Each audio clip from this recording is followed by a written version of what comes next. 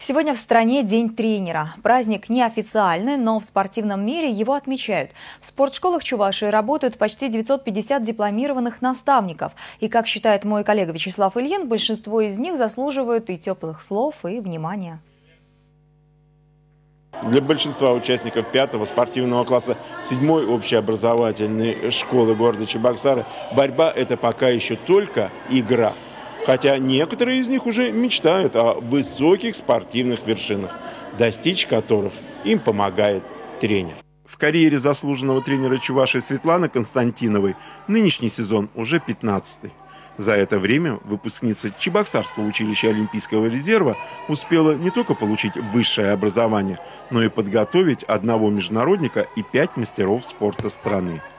Лучшая из ее воспитанниц, Надежда Федорова, становилась победительницей юниорского первенства мира, бронзовым призером чемпионата Европы и поднималась на высшую ступень пьедестала почета чемпионата страны.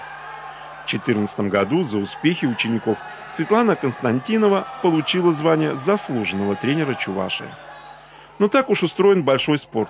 Чемпионы приходят и уходят, а тренер вынужден начинать каждый раз с чистого листа. И вот здесь наставнику необходимо проявить характер, чтобы найти в себе силы вновь начать долгий путь к спортивным вершинам уже с новой плеядой.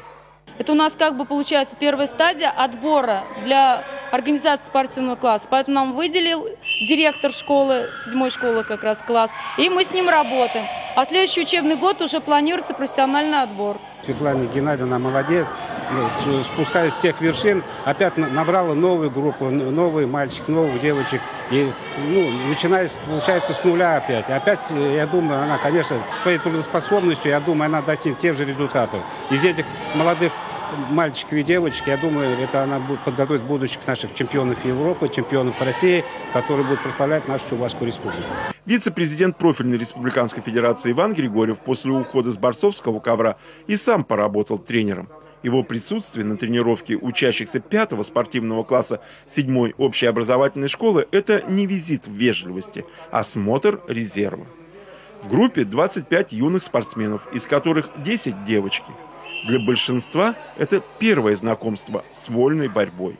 Мне нравится борьба, то, что тут учат быть сильным, постоять за себя. Как сложится спортивная судьба учеников Светланы Константиновой, сейчас сказать сложно. Главное, чтобы тренерам всегда хватало упорства, а их ученикам – везения в достижении поставленных задач. Вячеслав Ильин, Вести, Чувашия.